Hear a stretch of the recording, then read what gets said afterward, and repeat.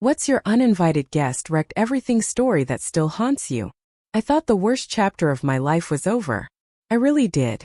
But imagine building a beautiful new future, only for the monster from your past to crash through the door, screaming she's dying, and demanding to meet your unborn child. My baby shower became a battlefield, and it was just the beginning. See, for me, childhood wasn't some warm, fuzzy memory. It was a horror movie. My mom was never Mother of the Year. But when Otis moved in when I was 8, everything changed overnight. She became someone else entirely. Otis was controlling with serious anger issues, and she just let him. No, it was worse than that. She joined in. I was expected to be invisible. If I made any noise while Otis was relaxing drinking, they'd both scream at me. If I didn't clean something exactly to Otis's impossible standards, my mom would call me worthless, stupid, a mistake. She'd tell me her life would have been so much better if she'd never had me. How I ruined everything for her. The physical stuff started small. A slap here, grabbing my arm there. But by the time I was 10, Otis was regularly beating me with his belt. My mom? She just watched TV in the next room, like nothing was happening. When I'd cry afterward, she'd tell me to stop being dramatic. That I deserved it for making Otis upset. I'll never forget one time when I was 12. I spilled a glass of juice. Just juice. Otis completely lost it. He threw me against the wall so hard the air left my lungs. I remember looking at my mom, silently begging her to help, and she just said, "Now you have 2 messes to clean up," and walked away. I spent that night locked in the bathroom, putting ice on my bruises. School became my only escape. Teachers would sometimes ask about bruises, but I was too scared to say anything. By 14, I started staying at friends' houses as much as possible. My friend Laura's mom would look at me with this sad, knowing expression, but she never pushed me to talk. When I was 16, Otis broke my wrist. I told the ER doctor I fell off my bike. My mom stood right there, nodding along. On the car ride home, she squeezed my shoulder. Not comfort, but a silent warning. Keep your mouth shut. That night, I heard them fighting about hospital bills for that ungrateful brat. That's when I started planning my escape. I got a job at a local diner and saved every penny in a bank account my mom didn't know about. On my 16th birthday, my mom actually seemed almost normal. She got me a cake, even hugged me. Later that night, though, she came into my room drunk. She told me the only reason she didn't abort me was because she was too far along. Said keeping me was the biggest mistake of her life. When I graduated high school at 17, I was just waiting for the right moment. It came a few months later when they went on a bender that lasted days. I grabbed what I could carry and ran to Barbara's place, a waitress from the diner who had basically taken me under her wing. She let me crash on her couch while I found my own place. My mom called once 2 days later, screaming that I'd stolen money from her. I hadn't. Then nothing. For 5 years, nothing. I blocked her number. Moved apartments twice. Completely started over. 3 years ago, I met Larry. He's everything opposite of what I grew up with. Gentle, patient, kind. When I finally told him about my childhood, he just held me and promised nobody would ever hurt me like that again. We weren't planning on having a baby, but when I found out I was pregnant last year, it felt right somehow. Like a chance to break the cycle. To be the parent I never had. We're not married, but we're solid. His family has been amazing.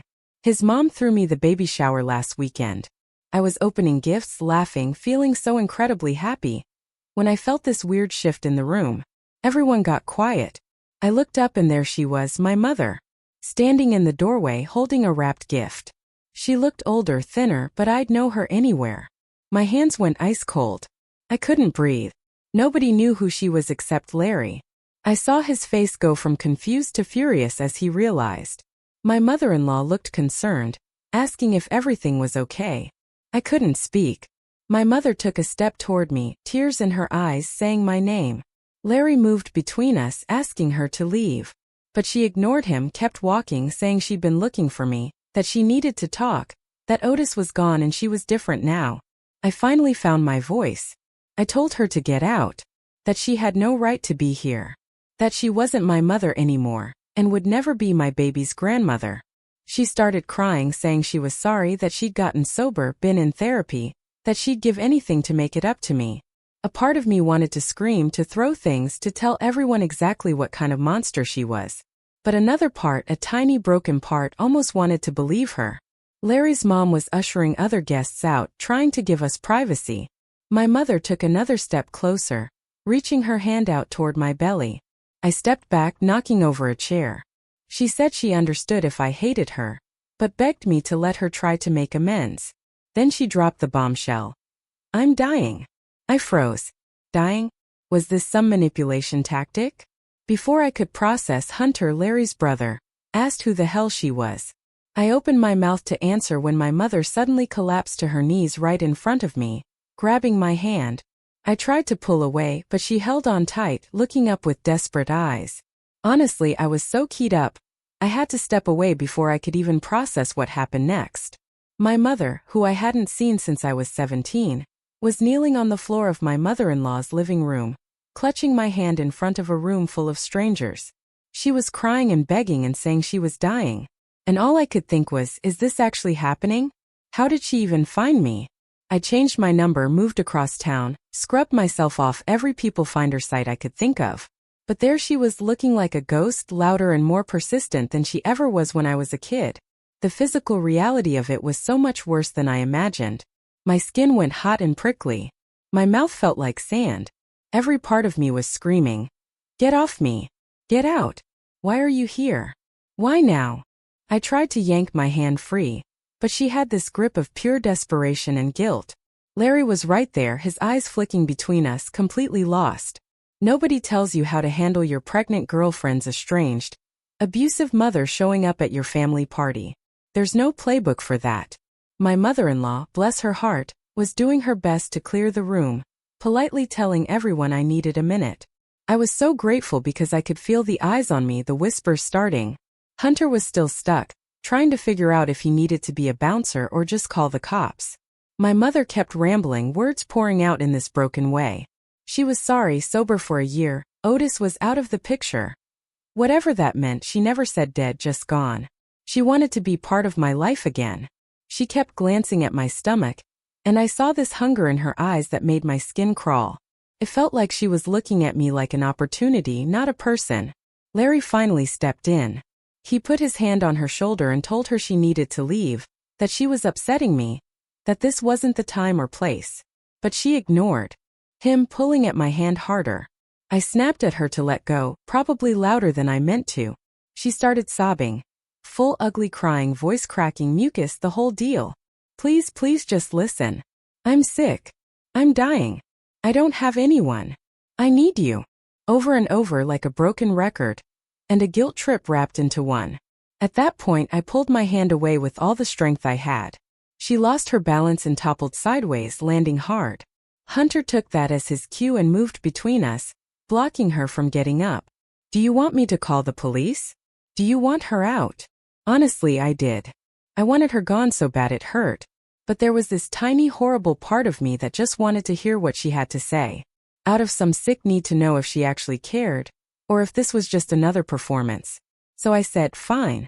She can talk, but only if she sits on the couch and doesn't touch me. I don't even know where that came from. Just spilled out. My mother latched onto it like a lifeline, scrambling up and perching on the edge of the couch like she was afraid someone would drag her away. Larry sat next to me, holding my hand so tight it was almost painful. But honestly, I needed that anchor.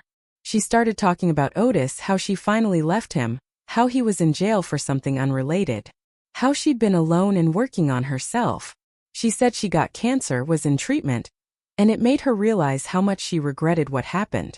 She was crying again, talking about God and forgiveness, and how she just wanted to meet her grandchild before it was too late. The whole time, her eyes kept darting to my belly like she was already imagining the baby in her arms. And here's the thing, I didn't believe her. Not really. Maybe she was sick. Maybe she wasn't. But I knew my mother. She knew how to twist a story, how to make herself the victim. She'd always been good at that. I wanted to scream at her, to tell her she destroyed me, that I didn't owe her anything. But I just sat there silent, my jaw clenched so tight I thought my teeth might break.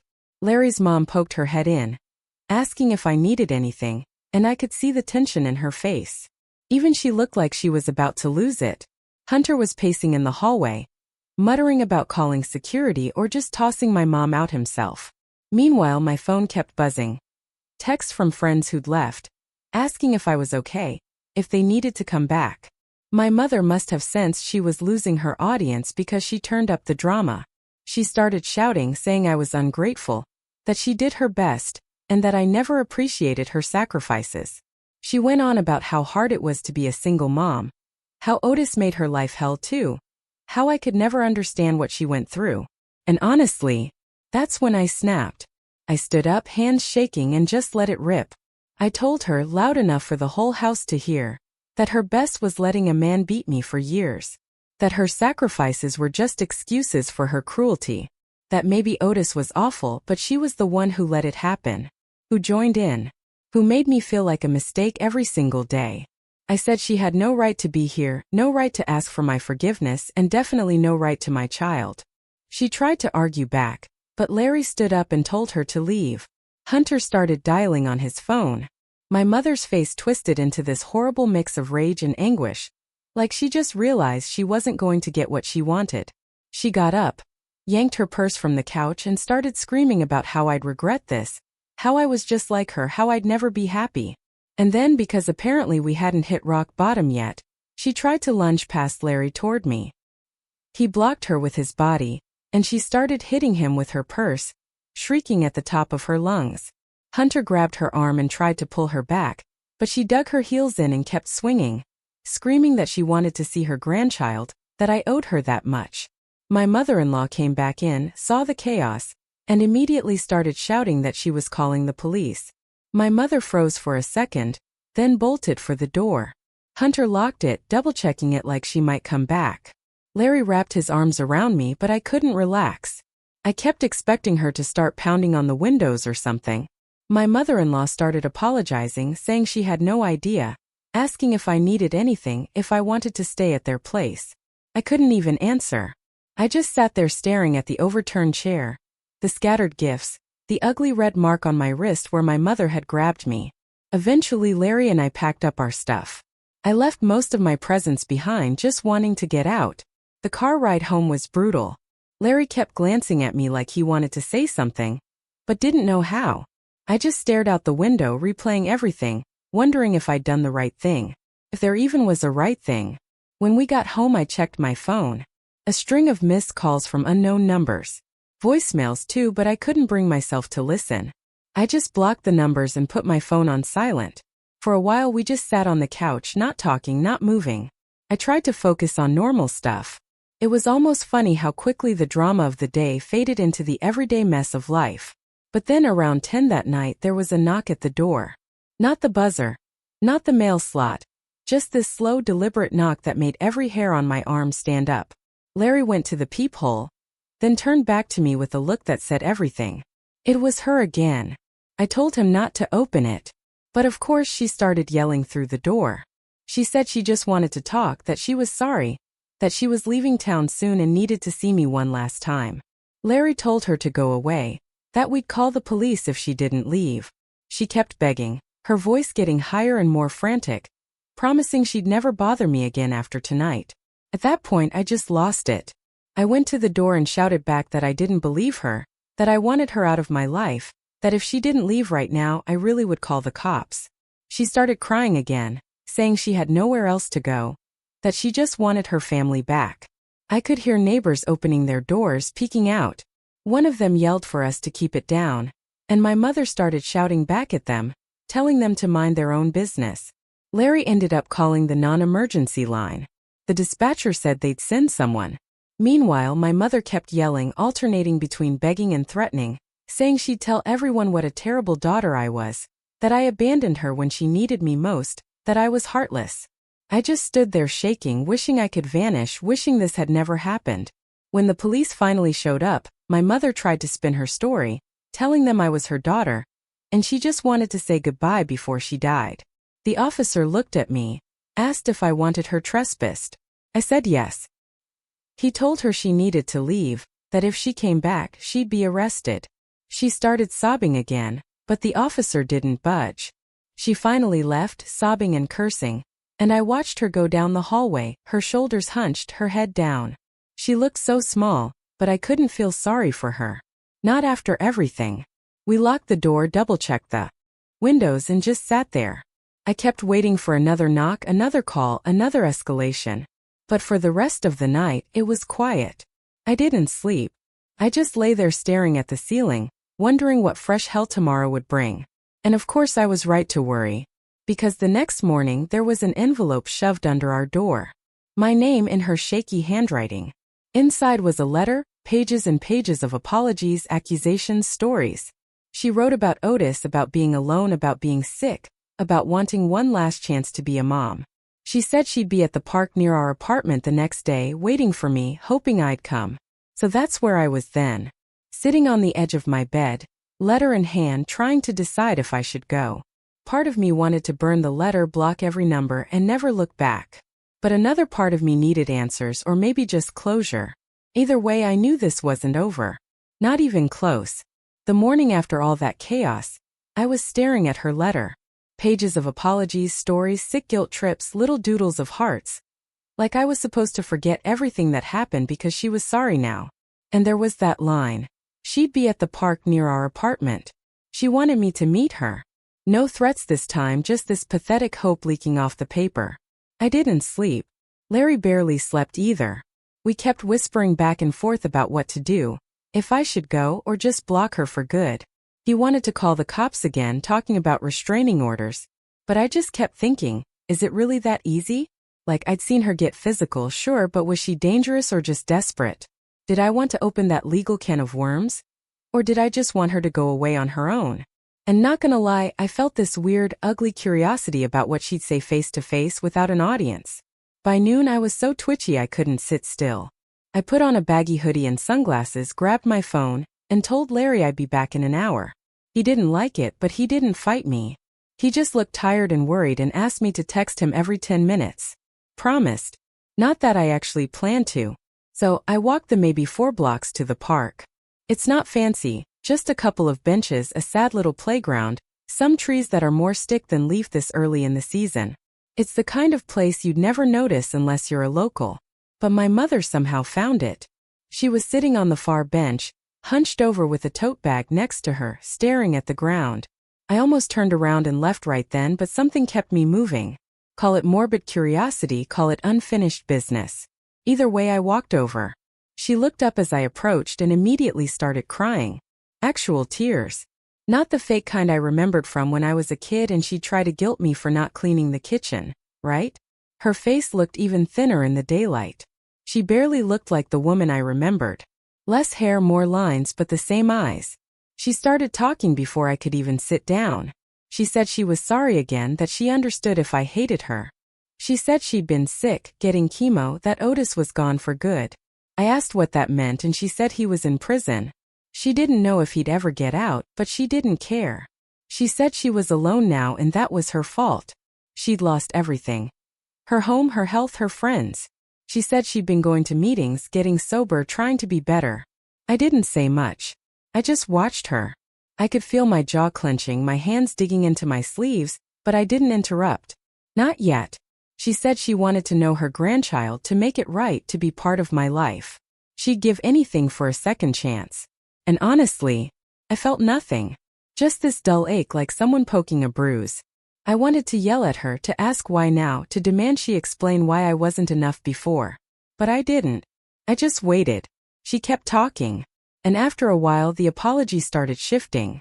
She started saying I'd always been difficult, that I never listened, that I always set Otis off, that I never appreciated what she did for me. She said it was hard for her being a single mom, that nobody helped her, that I was so much work.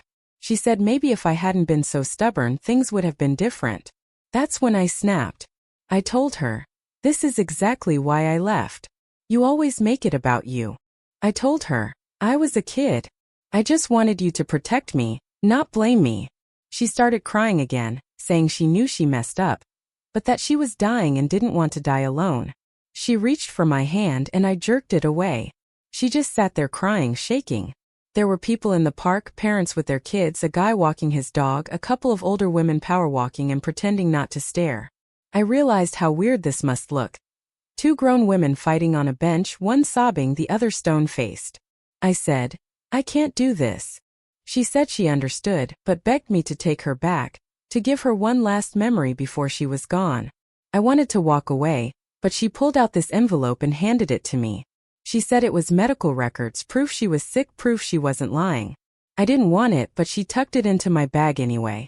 She said all she wanted was a photo of me pregnant so she could remember she'd done something right. I told her no. She asked if she could at least hug me. I told her, absolutely not.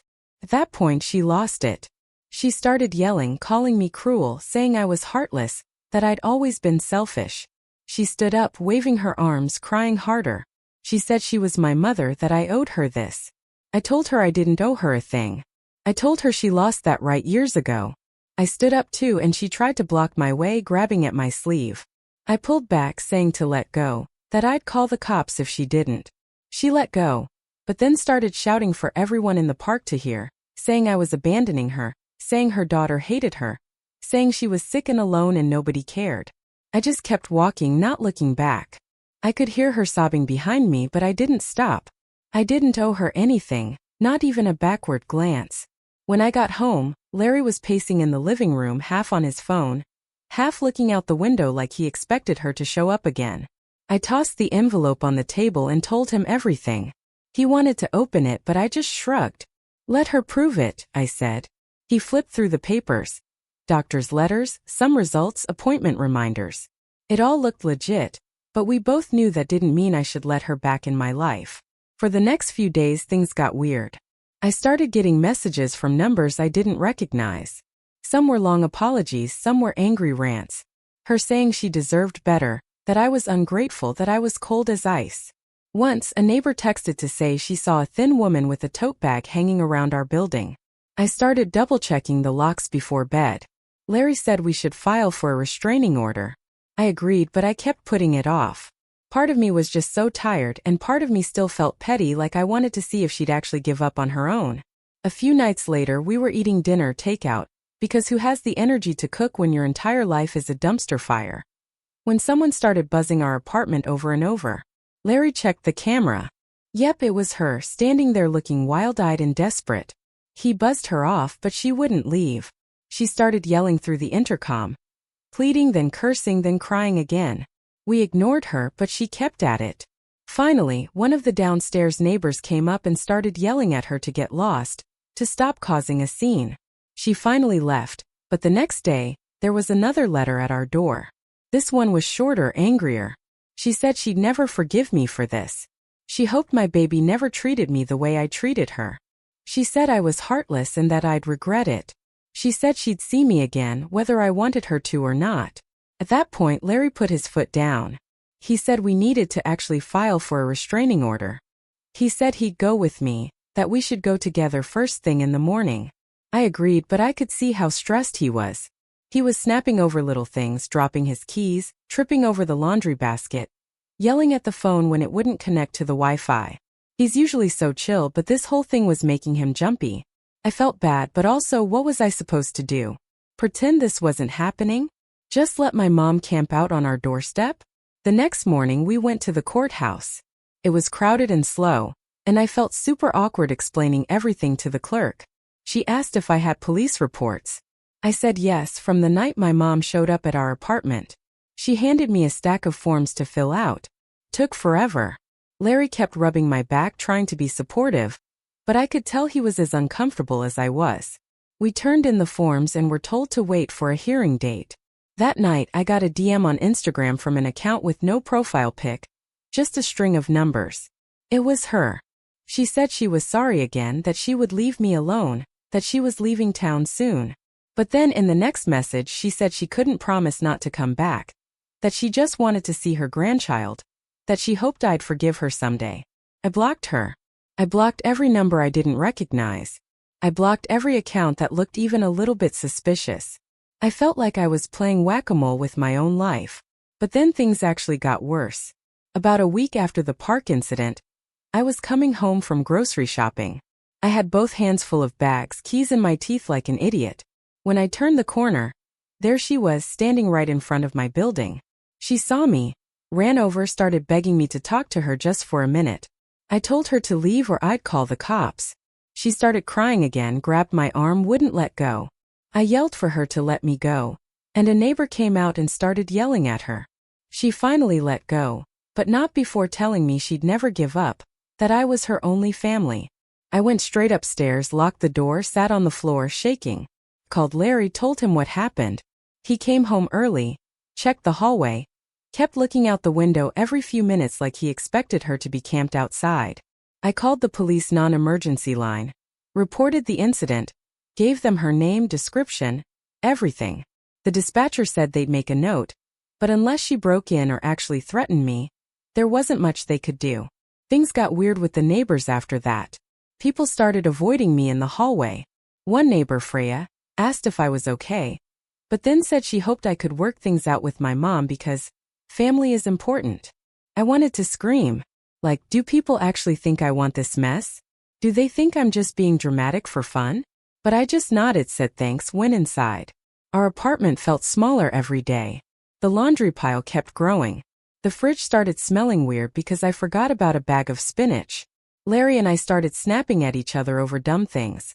Whose turn it was to take out the trash, why I didn't answer my phone, why he left his socks in the bathroom again. It was like all the tension from my mom was leaking into everything else. The hearing date finally came. I got up early, tried to look normal, but my hands kept shaking. The judge listened, asked questions, looked at the police report. My mom showed up, sat across the room, didn't say a word to me. When it was her turn, she told the judge she just wanted contact, that she was dying, that she was sorry. The judge asked if she'd been told to stay away before. She admitted she had. The judge granted a temporary restraining order. Said she was to stay away from me, my apartment, and anywhere I worked or spent time.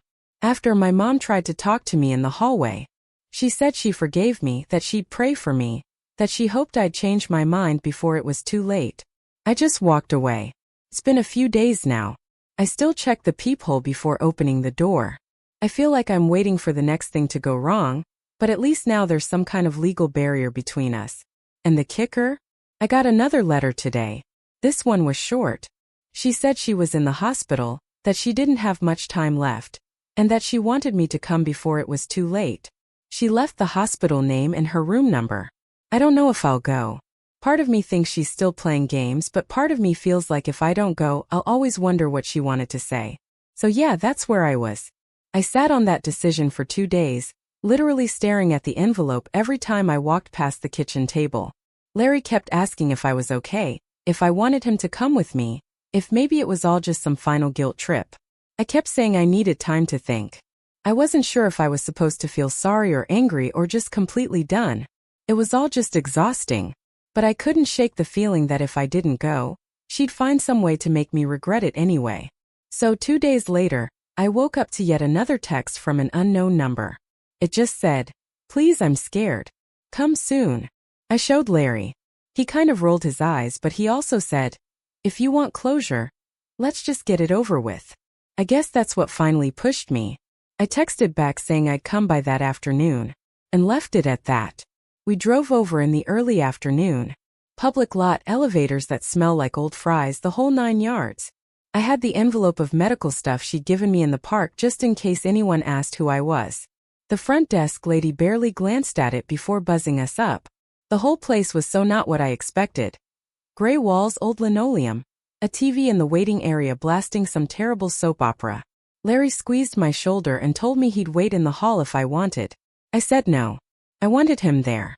I didn't trust myself to be alone with her. Not after everything. We got to her room. She was actually there, hooked up to and for, wearing one of those hospital gowns that never fits right. She looked even smaller than before, so pale. And for a second I almost felt bad. Almost. She saw me and started crying. Not the performative, ugly cry stuff from the shower. This was quieter, more desperate. She said she was so glad I came, that she thought she'd never see me again, that she had so much to say. She started right in with the apologies that I was sick. Otis was terrible. I didn't know how to be a mom routine. Larry stood by the door, crossing his arms, watching her like she was a wild animal that might bite. She asked for a few minutes alone, which honestly made me nervous, but I agreed. Larry said he'd be right outside. He gave me this look like, text me if you need me. I nodded and then it was just me and her one last time. She started with the health stuff. She said it was cancer for real. She was tired all the time, couldn't keep food down, the whole deal. She said she'd had nobody, no friends, no family, nobody to visit. She said her only wish was to see her grandchild just once, to know something good came out of her life. She went on about how hard it was being alone. She said she'd been praying, that she forgave me for everything. I guess she meant for leaving her, for not being the good daughter she wanted, whatever. I listened. I stood there, arms crossed, just letting her talk. I didn't interrupt, didn't cry, didn't really react at all. I think that's what finally got to her, because after a while she started getting angry. Like actually angry. She said I must be happy now with my perfect little family, that I had everything handed to me, that I didn't appreciate how hard she had it. She started saying I owed her. That if it hadn't been for me, Otis wouldn't have stayed. She could have been happy. She could have had a life. She said she was only 18 when she had me. That she never wanted a kid. That she was too young. She blamed me for everything. Her wasted youth, her broken relationships, even her health. She said I ruined her and that's why she couldn't love me right. I just stared at her. I couldn't even get angry at that point. I told her flat out I was done blaming myself for her choices. I told her I might never forgive her, but I wasn't going to let her poison my life anymore. I said I was sorry for her, but I was not sorry for leaving, and I was not sorry for keeping my child away from her. She started to cry again. She reached for my hand, but I stepped back. She said, "Please just hold my hand. Just let me see the baby once." I shook my head. I said, "You don't get to do this.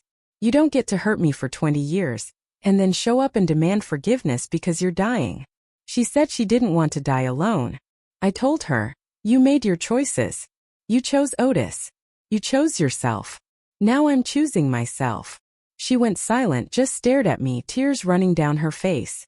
I left the envelope of medical stuff on the table by her bed and walked out.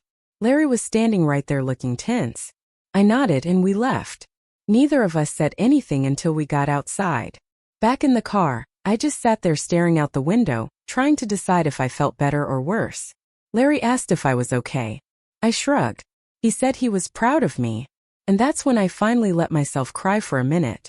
Not for her, not anymore, but for me. For all the years I lost trying to make her love me. For every time I thought maybe this time she'd change. For every birthday I spent waiting for her to show up and apologize. The next week everything felt weirdly normal.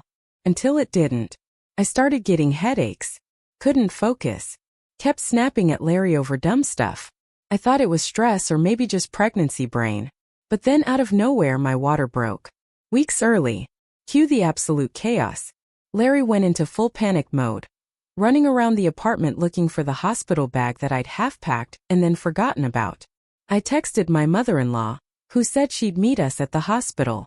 The Uber ride felt like it took forever, even though it was maybe 15 minutes. Larry kept squeezing my hand, telling me it would be okay. But I could see the worry all over his face. The hospital was packed. They checked me in. Got me into a room, started monitoring everything. I was scared, not gonna lie, but mostly just determined to get through it. I kept thinking, I'm not going to let my mother's drama ruin this for me. And then, because apparently the universe really hates me, my mother somehow found out I was in labor. I have no idea how. Maybe she called the hospital pretending to be a family member. Maybe she stalked my social media or got it from some mutual acquaintance. Who knows? But suddenly mid-contraction, a nurse poked her head in and said, "There's a woman at the front desk who says she's your mom and wants to see you." I just started laughing. Are you kidding me? Now of all times, Larry absolutely lost it. He stormed out to the nurse's station, telling them under no circumstances was she to be let anywhere near our room. My mother-in-law showed up, saw the commotion, and immediately started laying into the nurses too. The nurse manager came by and apologized. Said they'd take care of it. But I kept hearing her voice down the hall loud, pleading, saying she just wanted to see her grandchild, that she was dying, that this was her last chance. Security showed up and tried to walk her out. She started screaming, yelling that I was a horrible daughter, that I was selfish, that I'd regret this forever. The nurses closed our door, and someone put a note on the chart that under no circumstances was she to be allowed back in. I could still hear her, though, all the way down the hall yelling my name. Labor went fast after that. The baby was healthy, though small, and honestly, seeing him for the first time made everything else fade out for a few minutes. Larry cried, his mom cried. I was just relieved. For once it felt like something actually went right. We stayed in the hospital for a few days. Security checked in a few times just to make sure there weren't any more scenes. My mother tried calling, left voicemails on every phone she could find. Even called Larry's mom at her house line. No idea how she got that number. She said she'd forgive us if we just let her see the baby. She said she was going to tell everyone what a terrible daughter I was. She said I'd regret this when she was gone. I didn't answer. I let Larry and his mom deal with it. I blocked every number. I made the nurses promise not to tell her anything, not even if we were there. I was done. We went home with the baby, and things started to feel almost normal. Well, as normal as you can get when you're running on 2 hours of sleep, and your life feels like it's been on fire for months. I kept half expecting her to show up at the apartment again. I kept double-checking the locks, peeking out the window before leaving. A week after we got home, I got a letter in the mail. No return address, just my name written in that shaky handwriting I'd know anywhere. Inside there was a single photo, me as a baby in her arms. On the back she'd written, I loved you once. I wish I'd known how. No apology, no plea, no threats, just that. I stared at it for a long time, then put it in a drawer. Not out of sight, but not on display either. Maybe one day I'll look at it and feel something other than this weird, tired sadness. Maybe not. Larry's been amazing, honestly. His family has stepped up in ways I never expected. His mom brings food. Freya from down the hall dropped off some baby clothes and actually apologized for her earlier comment about family. She said she didn't realize what was really going on, and I didn't have the energy to hold a grudge. I do know this. I'm not my mother. I'm not perfect, and I'm probably going to mess up a million times as a parent, but I will never be her. I'm done waiting for her to change or for some big moment of closure that makes it all okay. Real life isn't like that. You just keep going one day at a time. So that's it. That's the story. If you stuck with me through all of this, thank you. If you've ever wondered if you're allowed to cut out toxic family, let this be your sign. You are. You don't owe anyone forgiveness just because they share your DNA. Sometimes the healthiest thing you can do is walk away and lock the door behind you. Have you ever had to draw a line with family like this? What did you do? Tell me what you think in the comments. I really want to know.